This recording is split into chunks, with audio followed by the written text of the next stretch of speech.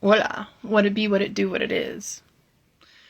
So I was led to speak on a particular topic that I wasn't exactly thinking I was going to cover. But here we go. This is what you do when you go as you're led, not by your own ego or your own will when it comes to being of service. So bear with me. A little story time is afoot. A little longer format, I was instructed, is to be called for. So keep scrolling if you don't like longer format, but here we go. So I was thinking about I balance season, the Libra energy, the Fulcrum, the options, the fact that there's a door number 3 that is usually invisible until we believe in it, more or less. You know, it's something that we have to understand, that the universe might be binary, but there's also more to it than that. It's plastic. It's plastic. And our human existence is not binary.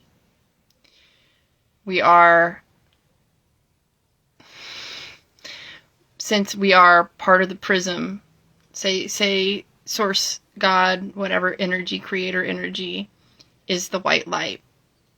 This earth is the prism through which, this dimension is the prism through which our individualities, plural, are formed, and therefore that is how the one, us, is part of the all, but not all of the all. If we were the all, I was watching Bashar today, but I've always felt this way, and I'm going to say it again because it's like really important. Okay, so you can't experience yourself alone fully. You need the refraction of the other mirror of a relationship. We are the fractal, the mirror for the creator. We are it's a way of knowing itself, because there is no experience, there is no point of reference for the creator to have its own experience in regards to itself. So it needs that prism to understand more of itself and about the life that it can't understand otherwise.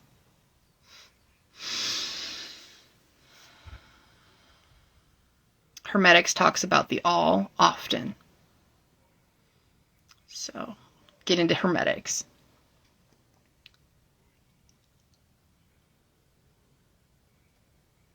Giving to Caesar what is Caesar's plays into this, believe it or not, what Jesus said in the Bible. Give to Caesar what is Caesar's.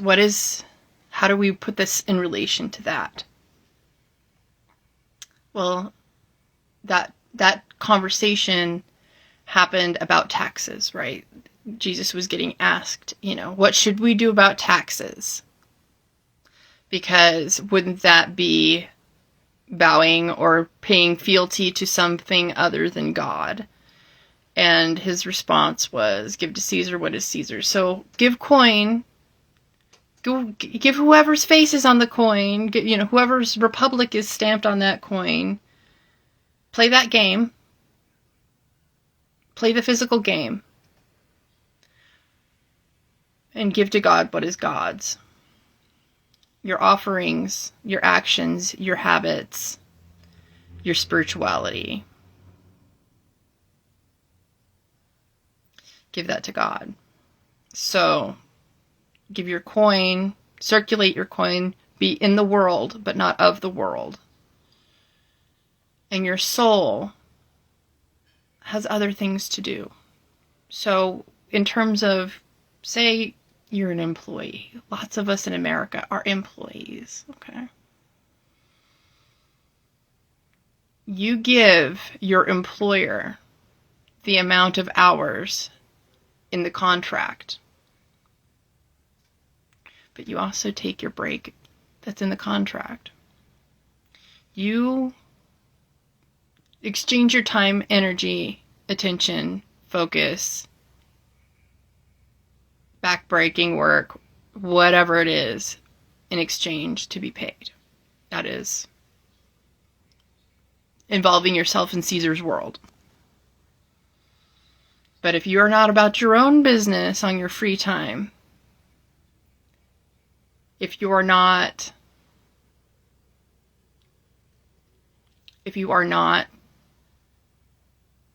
balancing, using the Fulcrum in your own advantage in your off hours, if you're not working towards your life purpose in your own free time, if you're not devoting to a spiritual practice in your off time, if you're not taking care of your body in your free time, you have the balance wrong. You have to complete the circuit. This is electricity after all. I'm receiving these messages as I'm speaking, because this is not at all what I thought I'd speak on today. If everything's electric, everything's magnetic. If it changes when it's observed, then the key to everything is presence. We have to be present in the moment of playing the worldly game, and we have to be present in our spiritual sense. We have to be with our emotions. We have to seek the wisdom in our ups and downs. Our pains have to be counted as joys, because there's no losses, only blessings. We just have to sit around long enough to figure it out and understand that everything's working out in our favor. We have to indulge in pronoia instead of paranoia for it to exist. We have to get there spiritually first, and then the rest will fall in place. That's the message I got told to talk about today. So here we are. Totally not where I thought we were going to go today. But please, peace be with you. Please take care of yourselves. Crisscrossed wires. I am fasted right now. I'm feeling it. I had a very physical day yesterday, and I think I under-ate calories. I didn't take time to actually track yesterday. So yesterday was the first day in a while that I didn't track my intake, but I ate like almost, I ate the same thing I always eat, but so I didn't really divert from anything.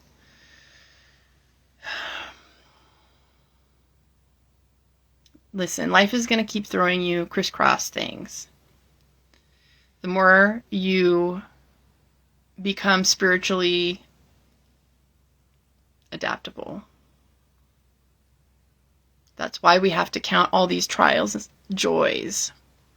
That word tribulations was floating through my mind, and we don't use that enough. It's the turbulence of life. You have to find your balance in the middle of that. And that's what Libra season is supposed to be teaching us. It's not about the distractions of earning money or how you look all the time. It's not all the things that are on the surface. Often, there's more to it than that. The fulcrum is not what we think of when we think of Libra. We think about the things, the scales themselves. The things we rest our items to be weighed on, We don't think about the tipping point. And we really need to be thinking about the tipping point more. Because that's what influences what gets weighed the most. So you don't get distracted. Stay on game. Weigh out all the options. relationships are important. We need them. We need them badly, but we need them to be healthy more than we need just any relationship. Use your discernment. Don't get distracted. Give to Caesar what is Caesar's. Compartmentalize. And don't overgive when it's not necessary. Don't people please. Like, that's such a great Libra message. Give to Caesar what is Caesar's. I love it. Okay, thank you guys. It's a good message, angels. That's it for the day. Love you guys. Please take care. Have a beautiful Wednesday. It's a Humpty Hump Wednesday. I have almost heard nobody call it Hump Day anymore. Maybe we're all over that. But here we are. Anyway. Be beautiful today. Then see beautiful things. Gotta be it first. Love you guys.